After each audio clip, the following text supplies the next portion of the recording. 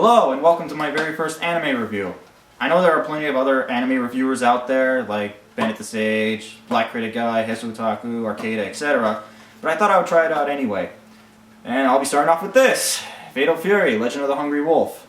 This anime is based off the tournament fighter game developed by SNK and the producer of the original Street Fighter game in 1991. The game was your typical tournament fighter, except you only had 3 characters to choose from: Terry Bogard, Andy Bogard, and Joe Higashi. Well, that's bullshit. The game was popular and it was adapted into this anime 1 year after its release. What's that? You never heard of Fatal Fury? Well, you must have at least heard of the King of Fighter games. King of Fighter games was originally Fatal Fury and Art of Fighting, another SNN tournament fighter. But SNK later decided to combine both tournament fighter games while introducing original characters for this new game in 1994. Another reason why you probably might not have heard Fatal Fury is because, well, it was for the Neo Geo game console. Neo Geo was a console from the early 90s that not many people owned because it was expensive and the only people who did own one were rich and made a hobby of burning $20 bills. However, Fatal Fury was later released for other consoles but were overshadowed by the more popular tournament fighters that came out for the more popular consoles in the West. The King of Fighter games are still around and keep on gaining sequels as the years go by and has its fans. But we're not here to talk about King of Fighters, we're here to talk about Fatal Fury, even though it technically is King of Fighters. Anyway, Fatal Fury, Legend of the Hungry Wolf. Directed by Hiroshi Fukutomi, it was a film for television that aired on Fuji TV in 1992. The character design was done by Masami Obari, you know, the guy behind this. It was later dubbed in English in 1994 by Viz Media. Like your tournament fighter-based movie, which usually either has the same plot like all the others or no plot at all, there is the following: a bad guy, main characters that want to fight the bad guy, revenge, and romance that makes no sense. This movie goes with the first game's plot and features characters from the game. And just like your typical tournament fighter movie, it's extremely stupid. So, let's get started. We start off with some ninjas breaking into a place, killing everyone and stealing a scroll. Because it's a tournament fighter. They always have ninjas that murder people and steal their shit. We then cut to a park where we see a young Terry Bogard who looks like a Pokemon trainer, Tung Fu Ru, a boss from the game which they don't fight or is seen fighting in this anime, and... is that Andy Bogard? And he had blonde hair in the game. Why is his hair blue? And for that matter, why is it that on the fucking cover he's blonde, but in the anime he's blue? And that's not how he dressed in the game either. And while I nitpick, Tung Fu's clothes were light green, not dark green. A limo drives up, and some obvious hitmen come out to surround him. Their father tells the kids to run away, but surprise, the kids are helping the hitmen.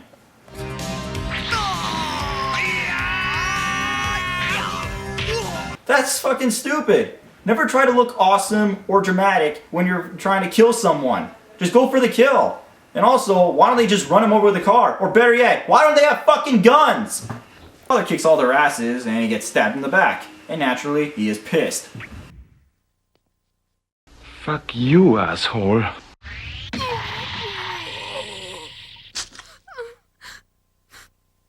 Geese, the final boss of the game, shows up and beats the shit out of him with an energy blast and a punch to the stomach, which kills him. The kids and Tung Fu arrive too late.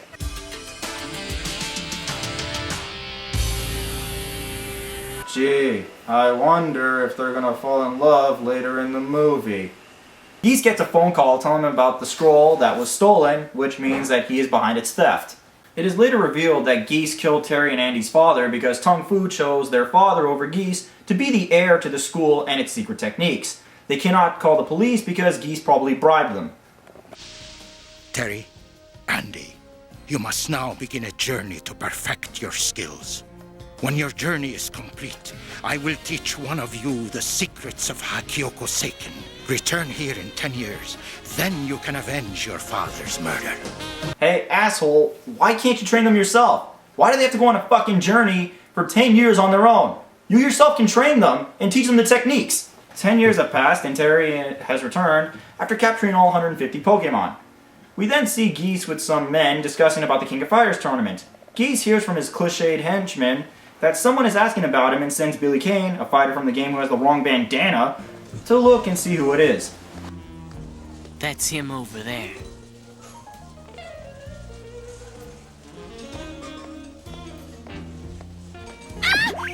Our hero, ladies and gentlemen.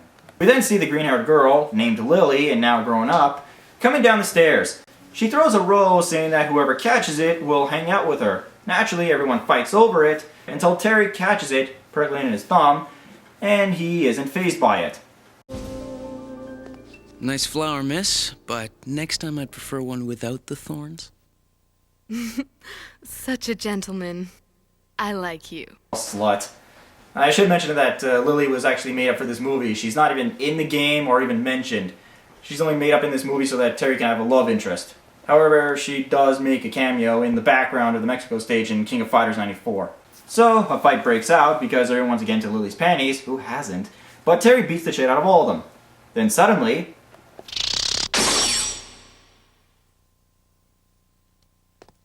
I was having this fabulous dream.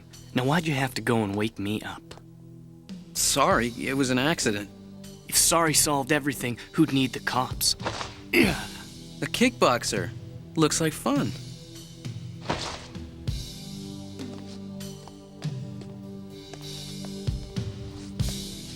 Wait, stop. Where the fuck did that boxing ring come from? Terry jumps back and does a stance, and this guy recognizes the stance. The cops then barge in only for the guy to throw a table at them. They both run for it as Geese watches them from the distance and asks to find out who those guys are. As Terry and the other guy hide from the cops, it is revealed that this guy is Joe Higashi, Andy's friend and rival, and one of the 3 selectable characters from the game. He says he knew that it was Terry because Andy uses the same stance. Joe invites Terry to his hotel room so they can drink whiskey and talk. It figures a kickboxing champ would be staying someplace nice. Ah, you've heard of me. Out of nowhere, you took the title in Thailand. A month later, you took the Bantamweight Championship in Japan. Joe Higashi. Every professional fighter knows your name. Well, you know, I get around. If he's famous, wouldn't that mean the cops would have an easy time finding out who he is, where he's staying, and thus banging on his front door to arrest him? Terry and Joe talk about Andy for a bit, and Terry mentions that he's going to see him after 10 years. Then Joe asks Terry if he's going to sign up for the King of Fighters tournament. We then cut to Geese at his conveniently labeled stadium/headquarters where he finds out who the two were.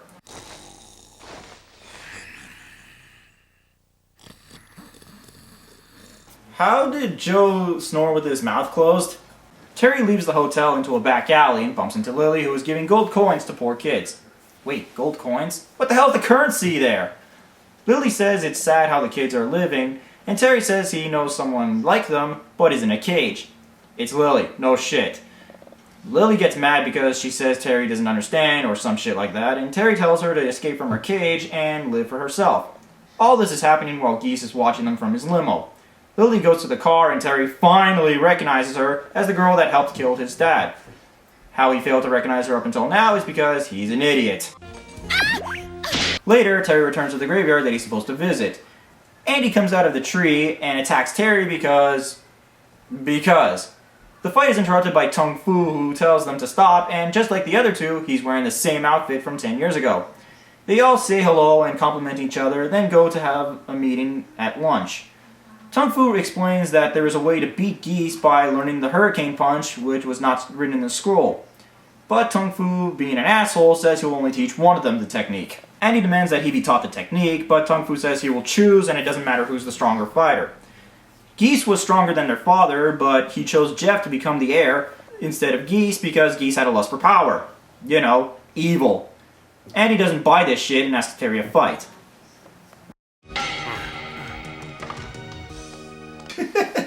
Those henchmen are so fucking stupid. They saw us. Let's walk away suspiciously. Terry tells Andy that if he wants to fight him, they will have to do it in the King of Fighters tournament. Later, Geese finds out that Tung Fu is working with Terry and Andy, and is surprised to see them working together. Bogart's sons? Not his real sons. 15 years ago, Bogart picked up 2 Indian kids. The other guy's probably Andy Bogart. Billy Kane's supposed to be British, not Australian.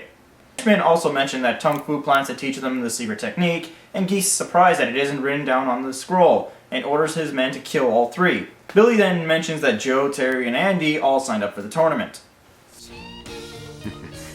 The fools. By their own choice, they're walking straight into my trap. You know, he's right. The people he wants to kill are heading to the stadium where the tournament he is running is.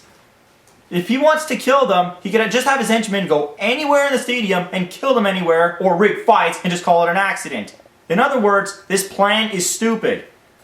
I mean, how does going to a tournament and entering the tournament get you closer to getting revenge on the person you want to get revenge on? It makes no sense. In fact, same goes for all the other fucking tournament fighter games.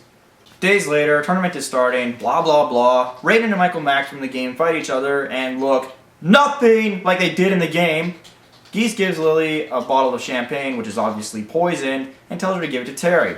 Meanwhile, we see Joe and Andy winning their fights against other fighters from the game, who look nothing like they should, which only lasts 3 seconds. You know, if this is based off of a tournament fighter game, I would like to see some good fights, not fights that last 3 fucking seconds.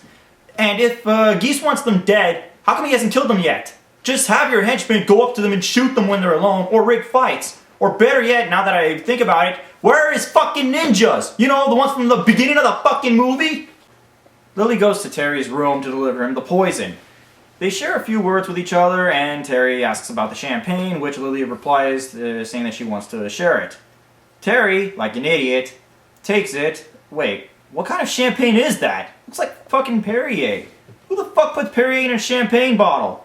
He raises the glass to his mouth, but Lily has second thoughts and smacks the glass out of his hand, and then she starts to cry. Terry says that everything is alright, and the two kiss, even though they haven't spoken to each other for more than 7 minutes. Literally, I checked. Terry heads out to his fight with Richard Mayers, a Caporia fighter from the game, and looks nothing like he did in the fucking game. Terry wins, of course, and then we see pictures of them winning fights. Boring! As the quarterfinals are about to start, Geese has snipers in high places getting ready to shoot our trio. Why he didn't do this sooner? Well, because. It's Bad Guys in Shitty Movies 101. Wait till the last minute to have your cliched sunglasses and suit-wearing henchmen try to kill your enemy instead of any other opportunity you had. You know, like days before the fucking tournament started. And plan A was actually to poison one of them. Now that I think about it, what was the plan for the other two? Moving on, Terry and Andy are against each other. Joe, having eyes on the back of his head, spots the sniper and jumps in to take the bullet. The lights go off and the three run with Lily in order to escape.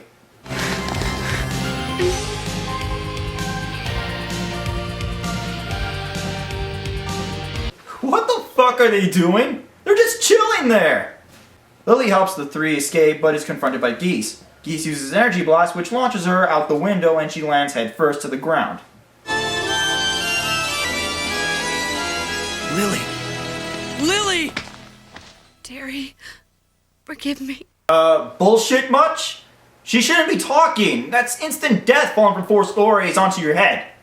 Anyway, Lily says she's sorry for causing his father's death, and she dies.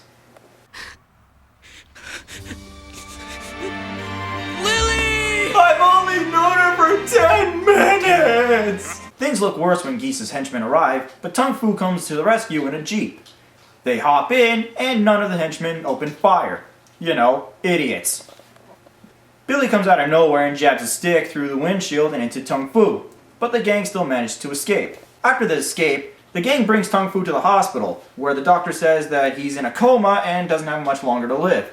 Enraged, Andy runs off. Terry tries to run after him, but Tung Fu wakes up from his coma to stop Terry and tells him to bring him outside. Shortest coma ever. I think the doctor didn't know the difference between someone who's in a coma or someone who's just unconscious. Andy runs into Joe, and Joe says that he will assist Andy in taking down Geese, and like idiots, they don't bring any weapons even though Geese's henchmen have guns.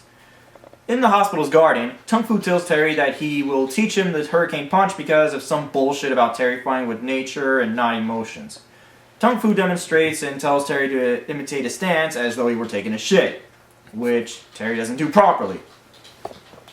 Draws strength from the earth itself. You absorb the ki from the earth into your body through your legs. It's chi, not gi. Tung Fu starts to glow as he absorbs the chi from the earth through his legs as if he were constipated. Terry tries and gives up right away. Wuss. I can't feel the key of the earth. Chi! Anyway, Tung Fu tells Terry to make it like a tree and feel the earth's chi through his feet, which he already tried to do. Terry thinks of Lily, and this somehow makes him able to feel the Earth's chi. Then Tung Fu unleashes the mother of all farts and causes a tornado that knocks Terry into the water.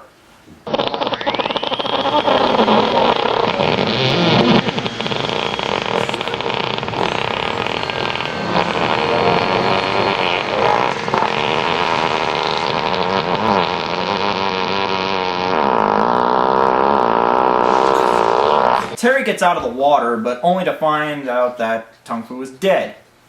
Standing. Okay, that's just ridiculous. He should be on the floor, not standing, let alone like that. Joe and Andy arrive at Geese's house, which is on an island. They immediately run into guards, who aren't armed with guns. What, he puts armed guards at his fucking stadium, but not at his own house, even though he was expecting these guys? Andy beats the shit out of all of them. They both run into Billy and Raiden. Andy takes on Billy, while Joe fights Raiden. At first they're losing, but they get the upper hand afterwards. Oh, by the way, Raiden, who is one of the hardest bosses in the game, yeah, he's taken out with just one punch here. Fuck this movie. Andy and Joe confront Geese, and of course, they get their asses handed to them by Geese's energy blast.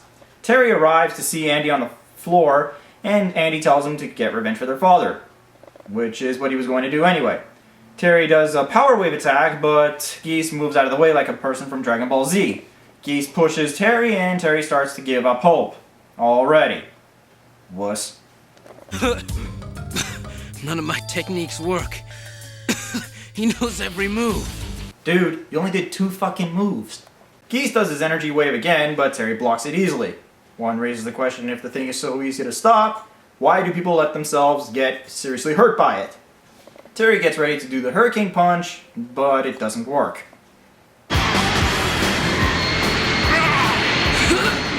You surprised me, but your final technique still can't defeat my superior fighting ability. No good. I can't get enough ki. It's chi! But Terry tries it again, and the hurricane punch becomes a lot more powerful, and he succeeds in beating up Geese. How anti-fucking-climactic.